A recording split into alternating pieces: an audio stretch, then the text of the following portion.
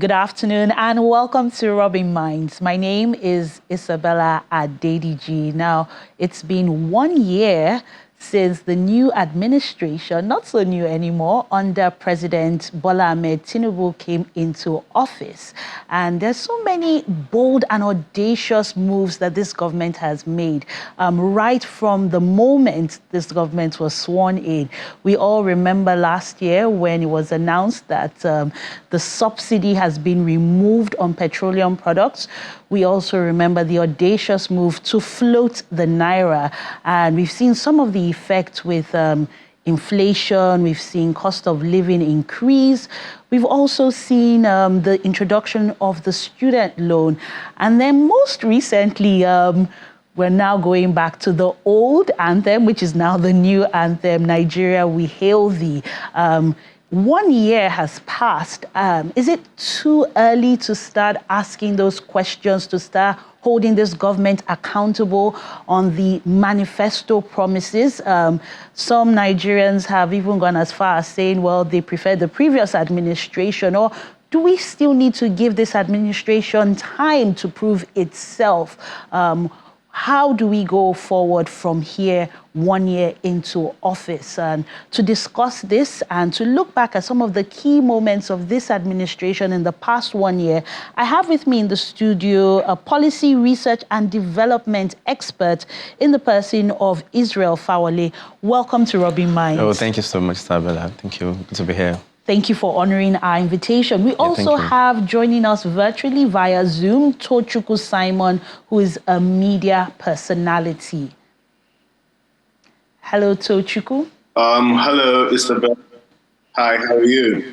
Good afternoon. Good afternoon. Good to have you. So I'll start with you, Israel. Let's look at the past 1 year. Is it too soon to start holding this government accountable to those electoral promises? Do Nigerians need to exercise a bit more patience to see some of these bold and audacious moves yield the returns and dividends that have been promised, dividends of a renewed hope? Okay, thank you so much. Just like you have rightly said, it is not too soon. If we have given the president a chance, this is 365 days, counting, and we are not seeing evidence of, we're not seeing beautiful outcomes of the democratic processes. It is high time we start asking questions. And you rightly mentioned about the audacious move of the removal of fuel subsidy. I mean, it is no news. It is one of the fundamental moves of the Mr. President, and it's quite wrong. I mean, we understand the fact that the president has very ambitious, economic reforms, but there are processes when it comes to implementing policies. Back then, Daniels and Savings, for example, gave us an ethical framework when it comes to policy implementation. We call it A for R, accountability for reasonableness, and it gives us some 4 conditions, critical conditions, that when you want to make a policy, these are some of the things you should look at. It talked about the relevance. Yeah, what are the concerns? What are the evidences? What are the reasons why you want to make this decision? It's very, very important. You also want to check the what do you call it? You want to look the publicity, how public, what is the perception of the public? Because sometimes you think, as government, it's very important to give these people water. But truly, truly, have you asked them what they truly want, how they want to be led? So it's very important that, people you are leading, you carry them along, you ask them questions, not to just come in with some very beautifully designed, policies, and you think, imposing them on, the populace, and that is not the right thing. So sometimes it's very good that, as a leader or as government, it's very good that you first calm down, engage the people, get feedbacks, and that's why, in the process of policy making, there's something we call it assessment. Have you really gone around to gather together data to help you make informed decisions about the need of the people? And that is one of the first things that I feel Mr. President should have done. So that consulting the people before announcing some of these huge reforms that have lasting impact. I'd like to move to you, Tochukwu, and I'm posing the same question. Is it too soon to start demanding for the fulfillment of those electoral promises? And in your own view, following up on what Israel said, were Nigerians consulted? Was there enough consultation before some of these bold and audacious moves were made by the president and his administration? Thank you very much, Isabella.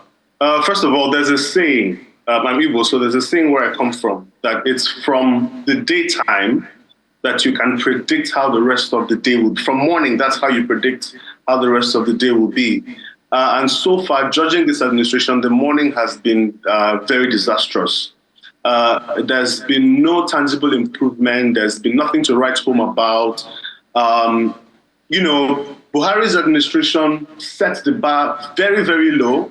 So this administration just had to come in and just make small changes to sort of like improve the lives of Nigerians, but nothing has been done so far. And so this first year, I just want to tell Nigerians to brace up because it's not looking good.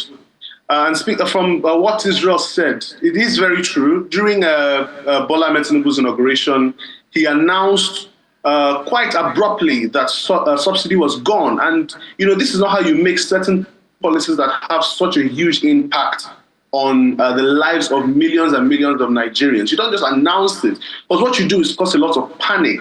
And that's exactly what happened, because we saw, and we are still seeing the impact of, fuel scarcity, the fuel queues, the prices have gone all over the roof. People are buying for 600, 700, 900. I'm currently in the East, we're buying from 800 to 840. So you don't just announce a policy like that without setting a framework for how this is going to impact on the people. And we see that in certain policies as well. With the anthem change, there was no consultation with the people. Do we need a new national anthem or an old national anthem at this point? We don't see that. We don't see that connection with the people with Bola Ahmed Tinubu's administration. And that is very worrisome.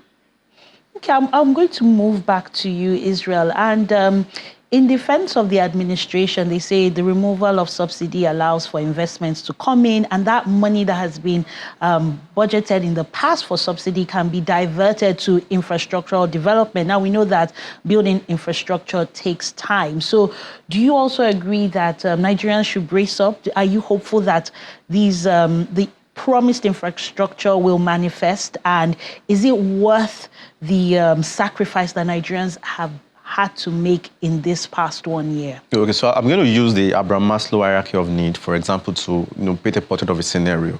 The most basic is shelter, food, and all of those things. So you don't have a shelter, you are buying assorted suits, like all these very expensive suits. I mean, after wearing the suit, where are you going to sleep?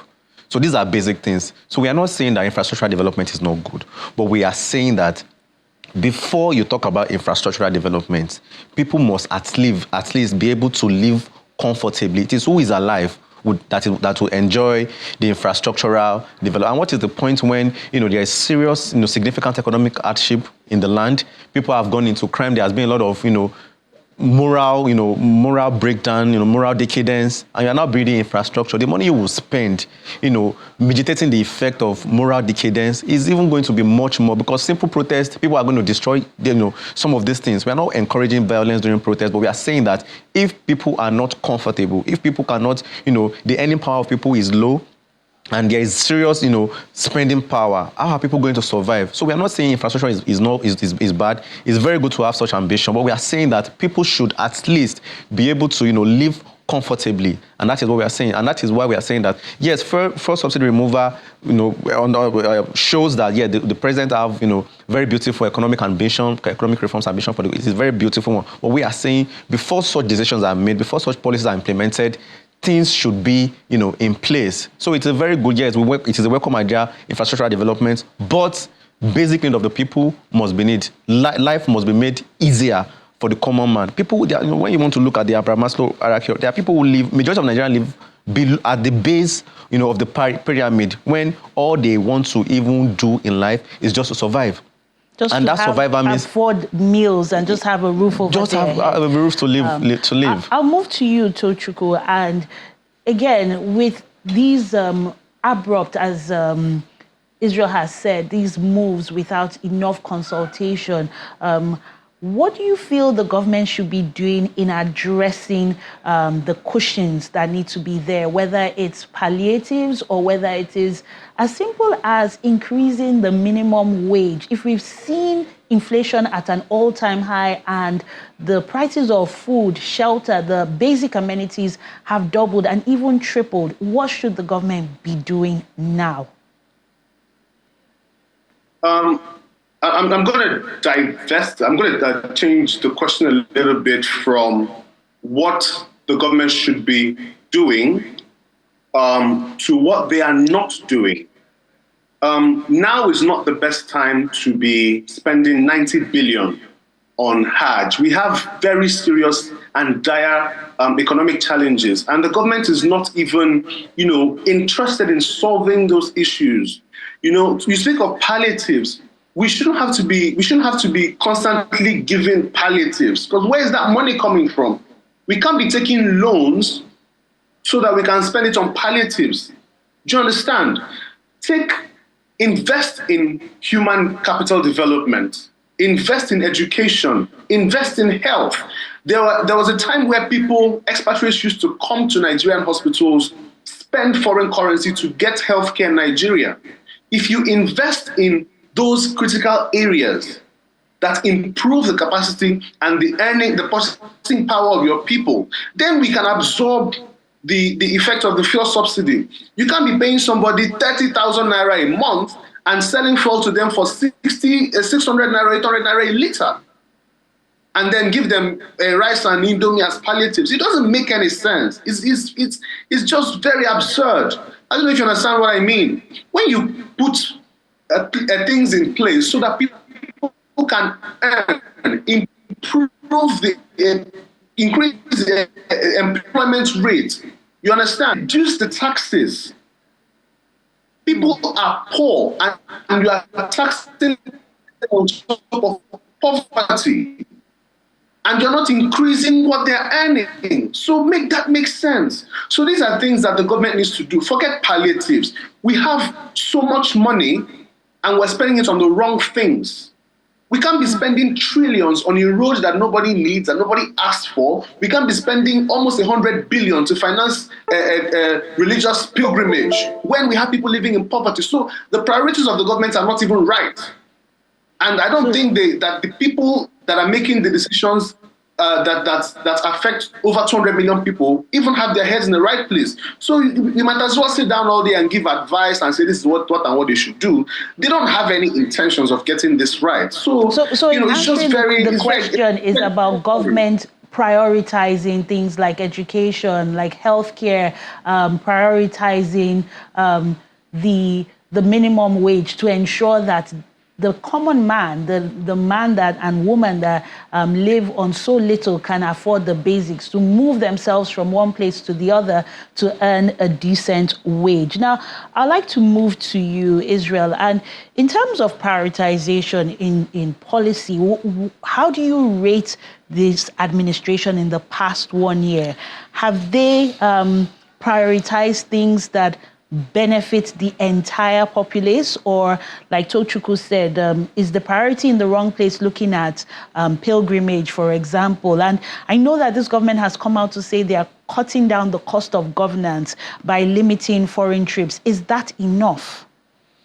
Oh, okay. So there are quite a number of opinions I have about that, I'm just going to say. But if Mr. President have done something right that I feel I should really commend, is recent consultative meeting with Arewa Elders Forum, where he called on governors to give the local governments the autonomy that they deserve, because that is the hope of common man. I mean, in Nigeria, we have 808,806, words, and these are the words that mix for local governments. And he talked about how that, development is actually a local thing. And of course, you have no business in, you have no business in governance or political arena if what you're thinking is not development. And if you're thinking development, you're thinking that it must start from the world. This location, for example, is in a ward. Development of each ward lies on the local government, administration. So, if there is something that I know that the government has, the president has, done well or shown intention of doing, is about calling the governors to give that autonomy to the local government authority. So that is fine. We hope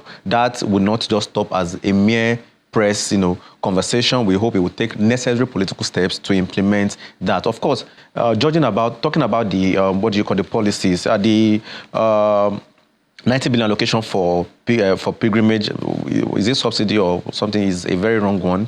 When people cannot eat, when people cannot afford to pay tuition. I mean, many public schools, even federal government schools, are increasing tuition fee.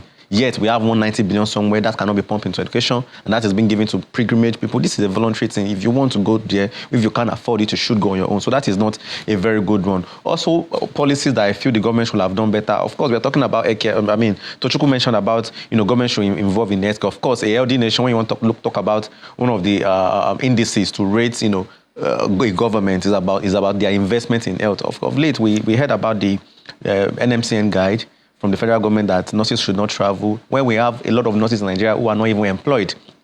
How much are nurses, being paid, even in the country? So these are issues. We should look into this issue rather than placing priorities of policies on things, on chasing shadows and leaving the main, issues. If Nigeria is habitable enough, no nurse, no right-thinking person would think of, traveling outside the country. So why not think about policies that can encourage, people to stay back?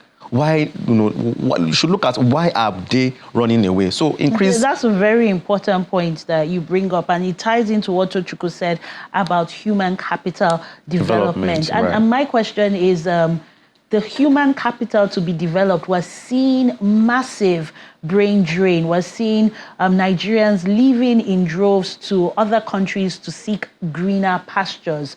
How do we now invest in this human capital when the human capital is departing the shores?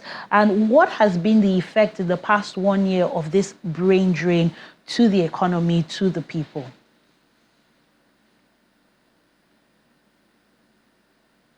Tochukwu? Tochukwu, are you there? Tochukwu? Okay, I believe there might be a problem with the sound. We'll get back to you, Tochukwu. I'll move to you, Israel, and that point about the human capital development and the brain drain. We're seeing the effect. What does the government even need to do to the existing capital, and what has been the effect of that flight of talent? Okay, so what I can say, one of the things I would say is that the brain drain can be turned into brain gain if the government is going to really invest in right policies.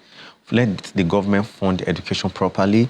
Let the government fund let there be policies to reform the healthcare sector, address issues of medical imperialism within the sector, lopsided for government appointments within the sector, carry all stakeholders. When you talk about the healthcare sector, you talk about the nursing, you talk about the lab scientists, you talk about the radio people, bring everybody to the round table, give everybody an equal ground to contribute, to policy making processes. Do you involve these people when you are making policies? I mean, we've seen the National Association of Nigerian Nurses coming out to say, oh no, they stand against this. That means they were not even carried along before that policy was made. So relevant stakeholders needs to be carried along. So it goes back to that point on engaging the people before yes. going about making some of these decisions that have very huge impact on everyone else. Sorry, I wanted to see if we can get Tochukwu. Okay. Tochukwu, are you still there? Tochukwu.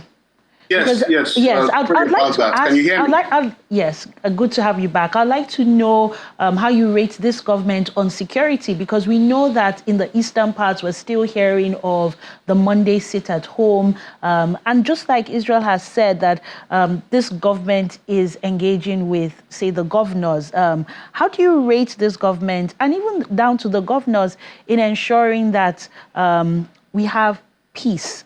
People are safe to move about from place to place? It's unfortunate that I was just checking the Global Terrorism Index, and Nigeria is currently number 8 on the list of most terrorized countries in the world. And security is a very very key part of building our economy. Because without security, the food inflation that we're seeing now and food insecurity that we're seeing now is as a result of insecurity. Farmers can't go to their farms anymore. So, so far, we're not seeing any significant improvements in security. We're still seeing a daily news coming out from Plateau, from Abia State, just over the last week. People can move about on Mondays. I'm currently in the East. I came to visit my family, and last week I wanted to go out on Monday, and my parents said, "Don't go anywhere." I was like, "You people still do this?" So there's really no serious effort to curb insecurity. There's no, the president is supposed to be the commander-in-chief, and we're not seeing that sort of, commanding or leadership leading from the front. We've not seen the president even going to empathize with places where, bandits or terrorists have struck. We're not seeing any attempts to beef up security. What we're seeing is sort of reactive approach instead of a proactive approach to fighting insecurity. And that's just not how to deal with this issue. We have to fight, these all right, factors you get. Yes, the government needs to do more. Yes, I can hear you. Thank you for that contribution. Just before we go out of time, I just want to get your views, Israel, on the big one, corruption.